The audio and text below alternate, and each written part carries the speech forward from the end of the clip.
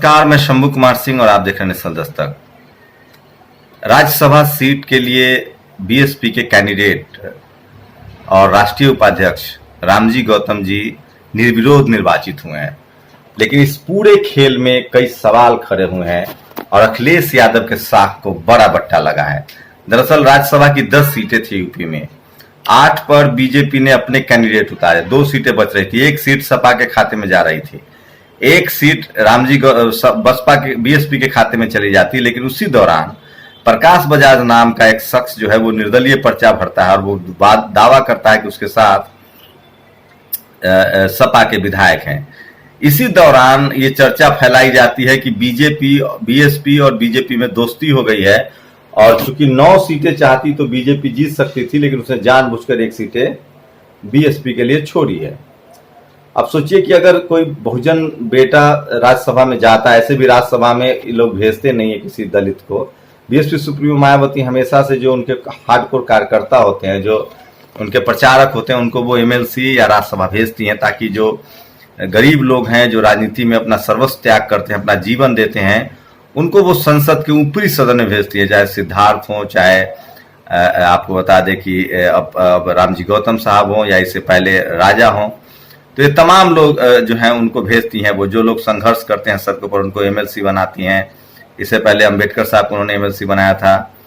तो ये मायावती जी करती हैं। लेकिन इस बार रामजी गौतम, जो कि उनके राष्ट्रीय उपाध्यक्ष हैं, युवा नेता हैं, सुलझे हुए नेता हैं और सामाजिक आंदोलन से निकले हुए हैं, उनका राज्यसभा का नामांकन होता है।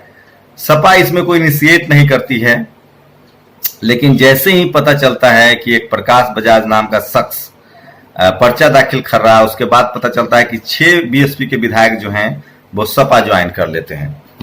तो ऐसे में सवाल लोग उठाने लगते हैं कि क्या प्रकाश बजाज नाम के शख्स के लिए एक दलित कैंडिडेट को अखिलेश यादव ने डिरेल करने की कोशिश की। लगातार अखिलेश यादव का ग्राफ बढ़ रहा था और जब लोकसभा चुनाव में सपा और बसपा दोनों अलग हुए तो अखिलेश यादव, चूंकि अखिलेश यादव ने इनिशिएट नहीं किया, उन्होंने कोई बयान नहीं दिया, मायावती जी ने कहा कि मैं इस गठबंधन से बाहर निकल रही हूं, तो लोगों ने गठबंधन से अलग होने का उन पर आरोप मढ़ा। उसके बाद से वो लगातार बैकफुट पर थी और तमाम बड़े नेता उनके जो हैं, दलित चेहरे भी जो है वो सपा में शामिल हो रहे थे।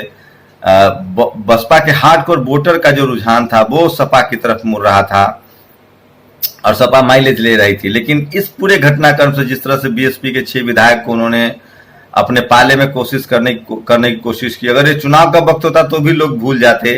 लेकिन चूंकि एक दलित चेहरा जो है वो राज्यसभा सांसद जाना चाहता है, उसके लिए बीएसपी ने नॉमिनेट किया है, मायावती जी ने नॉमिनेट किया है और उसको हराने के लिए जिस तरह से खरीद फरोख्त हुई होगी, सपा के बीएसपी के विधायकों को तोड़ा गया, उससे लगातार अखिलेश की छवि धूमिल हुई और नतीजा ये हुआ है कि अब पता चल रहा है कि जो राहुल बजाज हैं, माफ कीजिएगा, राहुल बजाज बार बार नाम आ जा रहा है, जो प्रकाश बजाज हैं उनका पर्चा ही रद्द हो गया है। पर्चा रद्द होने की वजह से अब संसद में रामजी गौतम का जाना तय हो गया है। रामजी गौतम के बारे में बता दूं, उन्होंने इंजीनियरिंग की पढ़ाई की है और लंबे समय से उन्होंने 1.5 दशक से ज्यादा समय से वो बहुजन आंदोलन से जुड़े हैं। फिलहाल वो बीएसपी के राष्ट्रीय उपाध्यक्ष हैं। बिहार, मध्य प्रदेश जैसे कई राज्यों में उन्होंने अहम जिम्मेदारी निभाई है। राजस्थान में जो बीएसपी के 6 विधायक बने थे उसमें उनकी महत्वपूर्ण भूमिका थी। अभी बिहार में जो चुनाव हो रहा है उपेंद्र कुशवाहा के साथ गठबंधन के लिए उनकी महत्वपूर्ण भूमिका है।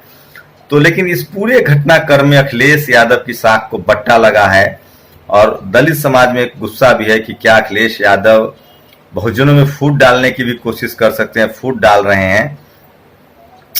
तो फाइनली रामजी गौतम संसद पहुंच गए हैं, निर्विरोध चुन लिए गए हैं, लेकिन सपा को नुकसान हुआ है, डैमेज हुआ, उसकी छवि खराब हुई है और खासकर दलित समाज के नजरों में एक गुस्सा है, नाराजगी है और उनकी छवि को लेकर बात हो रही है।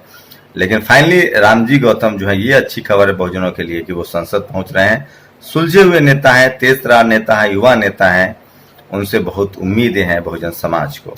आप लोग की अपनी क्या प्रतिक्रिया, अपनी प्रतिक्रिया जरूर दीजिएगा। शुक्रिया। नेशनल दस्तक की आपसे गुजारिश है कि अगर इसको बचाना चाहते हैं तो नेशनल दस्तक को सब्सक्राइब करने के लिए रेड कलर के सब्सक्राइब बटन को दबाएं, फिर बेल आइकन की घंटी दबाएं। नेशनल दस्तक को बचाने के लिए बहुत जरूरी है कि हर खबर को शेयर करें, लाइक करें, कमेंट जरूर करें।